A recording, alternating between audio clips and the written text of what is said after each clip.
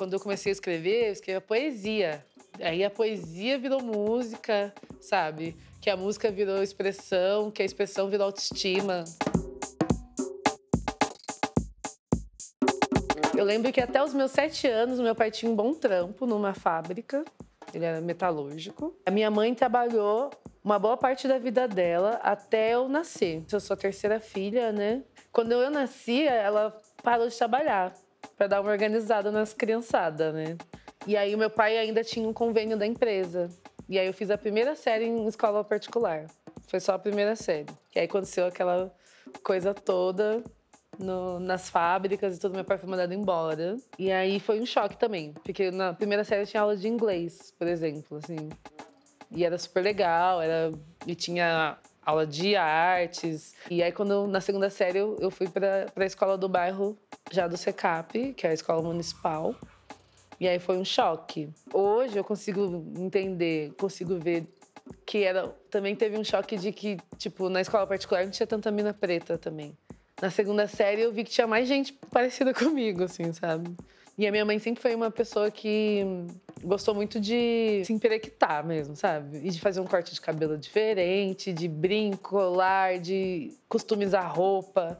Isso acho que deu um up, assim, pra gente enfrentar a sociedade de uma maneira um pouco menos despreparada, né? Afronta, então. Afronta. É agora, é agora, é agora. Afronta, então. Nosso encontro no processo de cura. Descolonize o pensamento. Os meus pais, eles não falavam muito, assim, sobre racismo abertamente. Porque eu acho que também o entendimento que eles têm, que hoje acho que até avançou, mas era muito experiencial, assim, não era de leitura sobre, sabe? Eles falavam mais sobre autoestima, assim mesmo. A minha crise era porque eu olhava no espelho, quando eu era um pouquinho mais nova, assim, sei lá, tipo 8 anos. Eu não me achava feia, mas eu não me achava igual às bonitas. Eu sempre gostei de música. Meus pais sempre gostaram de música. E eu fui vendo isso, assim, eu também gostava. E aí eu só pensava que eu queria dançar que nem a Ciara. E isso, assim, foi um choque cultural, assim, fazer parte de alguma coisa. Tipo, ganhou uma potência, assim, no hip hop. Que eu falei, eu encontrei meu grupo. Eu falei, não, acho que é isso. A dança no Brasil é muito sucateada. Não tem muita perspectiva. Assim, o máximo do sucesso que eu ia ter como uma dançarina de hip hop era dançar com alguma artista ou virar arte educadora, sabe? Foi quando eu fiz o Enem. E aí eu consegui uma nota que podia ter alguma bolsa. Falei, vamos tentar então, né? E aí eu consegui. Eu passei num curso que era novo aqui, de tecnologia em design de moda. Cheguei em casa para contar para os meus pais, né? Foi um choque. Então, eu passei na faculdade, eu ganhei uma bolsa. Minha mãe falou, ai, que legal, filha. Falei, mas é em São Paulo. Aí meu pai olhou para minha mãe, olhou para mim e falou, filha, a gente não tem dinheiro para você ir. Como é que vai fazer? Não dá, né? Eu falei, vamos tentar, porque sei lá. Não, na hora eu achei que a gente podia arriscar, pelo menos. Eu acho que tentar e não conseguir é honesto também, sabe? Na faculdade eu questionei bastante. Principalmente quando eu vi que as meninas brancas tinham estágio e eu não. E elas tinham notas piores que eu, enfim, ou iguais. Comecei, assim, a sentir na pele, né, de fato, assim. Eu estava fazendo uma pesquisa estética e eu queria ir mais pro lado preto da coisa, assim. E eu não achava nada, assim. Pelo menos na faculdade não era uma coisa tão aprofundada, assim. E eu comecei a fazer esse caminho por fora. E aí eu me deparei com esse tal de afrofuturismo. E eu gostei da leitura, eu achei que era muito foda, que ao mesmo tempo que estava trazendo uma força, né? Que era da gente se ver de uma maneira rica, de uma maneira imponente, sabe, de algo grandioso, também era na minha perspectiva, uma sátira, sabe? de como as pessoas enxergavam a gente também. Porque parece que a gente é de outro mundo, né? Sabe, aquela coisa do exótico, sabe? Ser exotificado, assim, enquanto corpo negro. Tipo, eu ia de trem já pra poder chegar, pra gastar menos grana. E ia sem grana pra comer, assim, eu vinha pra cá. Tinha uma professora que dava aula na minha faculdade. Ela não dava aula pra mim, na verdade. Mas por ser uma mulher negra, e ela vinha falar comigo. E ela ficava preocupada, porque ela catou que tinha uma coisa assim acontecendo. Eu tava pensando em abandonar já. E aí um dia ela falou, vamos almoçar? Aí ela me ofereceu um emprego. Pra mim ela só era um anjo que tava me ajudando, assim. Depois, muito mais pra frente, eu fui entender quem era a Claudete Alves. Eu fui trabalhar com ela no sindicato da educação infantil.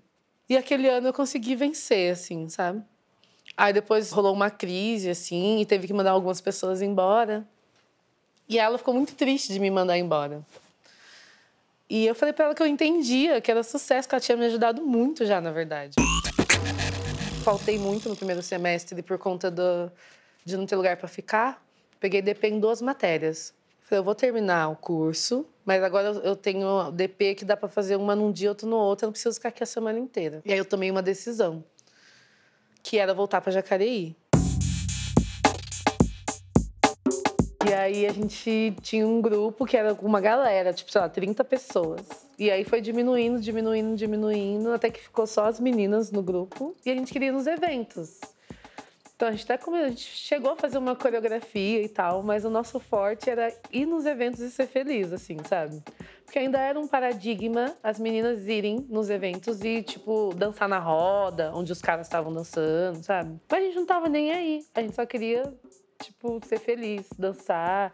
E a gente sempre foi bem do afrontamento, assim. Com essas meninas, a gente ia e voltava cantando coisas, assim, sei lá, tipo, Eu Sou o Negro Gato, sabe? Na rua, Tim Maia. E também, num determinado momento, a gente começou a brincar de fazer freestyle. Mas era, tipo, indo e voltando. Até que a gente ficou tão afim de fazer freestyle que a gente ia pro parque fazer freestyle. Dançar e fazer freestyle. Meu happy jazz, meu happy jazz. Da, da, da, da. Bem depois, assim, ia ter um show do Kamal. E aí ele chamou pessoas pra rimar lá no palco e tal. E as minhas amigas estavam todas lá, com muito fogo, e começaram a gritar meu nome, assim, Tássia, Tássia, Tássia. E aí o Kamal falou, meu, quem que é Tássia? Sobe aí. E aí eu rimei, primeira vez no microfone, assim. E foi um choque pra mim e pra todo mundo que tava ali, porque todo mundo que tava ali me conhecia porque eu dançava. E aí foi libertador. Eu falei, gente, mas rimar é legal, né? Sem mimimi, zum, zum, zum. Zé Fini, aqui é claque bom. E aí, em 2013, surgiu a oportunidade de eu gravar o meu Rap Jazz. E aí, sei lá, teve, tipo, sei lá, uns 3 mil views. Tipo, em 2 dias. Pra quem nunca tinha lançado nada sozinha, assim, pra gente foi um choque, assim. O Bruno Cons, que é de Jacareí, que trabalha na Rock Flow, falou, vamos fazer um clipe? Eu falei, vamos. E aí foi um outro boom. O boom dos 3 mil virou um boom dos 10 mil views num dia. E o povo ficou assim, gente, quem é essa garota? Não tenho tempo a perder, quero vencer por mim e lutar por você. Se depender de mim, vou merecer o respeito que aprendi que devo lutar pra ter. Isso me fez fortalecer, desenvolver. Se não fosse sagaz, estaria em outro rolê. Pra você ver, buscar o ser. Que batalha, trabalha e não falha no seu proceder. Eu sempre vejo quem é aliado e quem tá de papo furado, querendo pagar de ser. Se eu tivesse ouvido alguém que falou pra mim lá não cantar, ou cantar que nem todo mundo tava cantando, tipo, ou fazer uma coisa mais, sei lá, comercial, uma coisa mais próxima, sei lá, de alguma outra referência, e não fazer o que eu queria fazer, eu não ia estar fazendo as coisas que eu faço hoje, eu não seria eu, sabe? E esse eu é muito plural, eu sinto que tem muita coisa que eu posso oferecer, tem muita coisa que eu quero fazer ainda, sabe? Quando eu terminei a faculdade, eu queria ter lançado uma marca, mas eu não consegui. Obviamente, eu não tinha um centavo no bolso. Eu até pensei, em outro momento eu vou retomar isso de alguma maneira. E o outro momento chegou. É esse momento de agora. E eu tô trabalhando nisso agora, assim. Chama Chill. E tem a ver com isso, assim. É tipo, é nosso momento agora, sabe? Nosso espaço. Acho que a gente está conseguindo, de uma maneira muito difícil, mas construir um lugar seguro de fala pra gente trocar, sabe?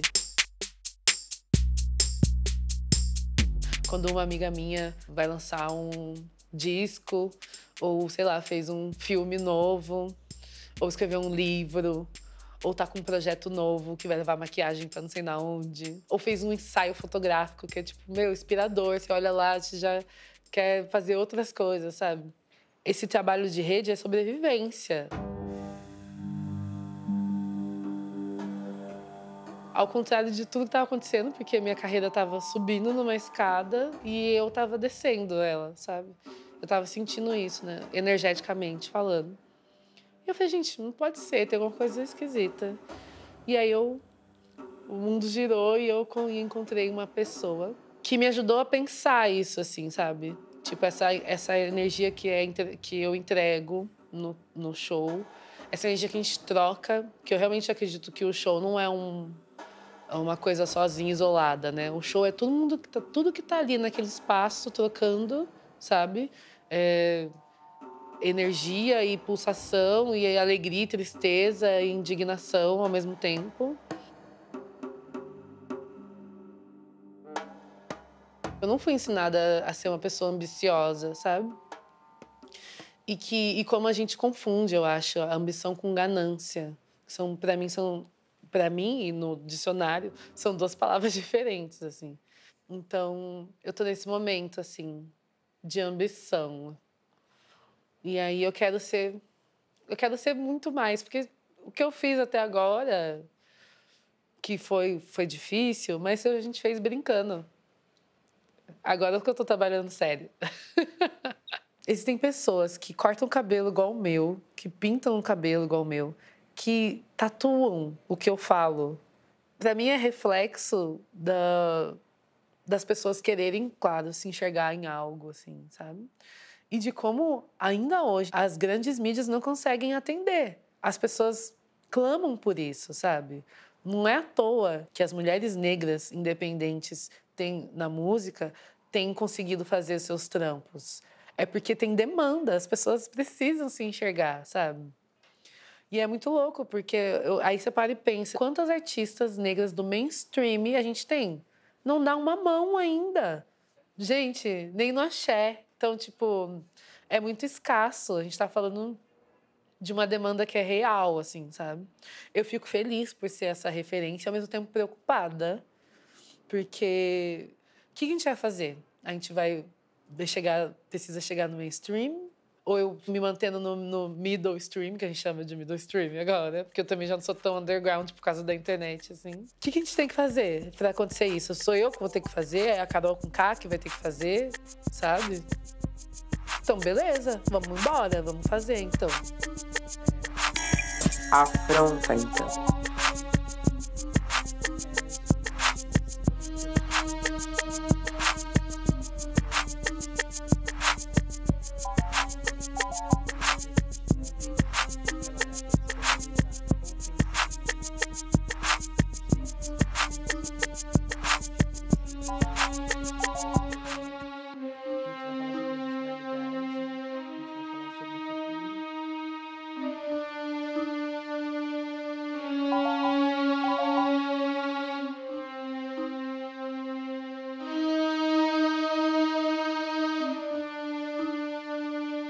Descolonize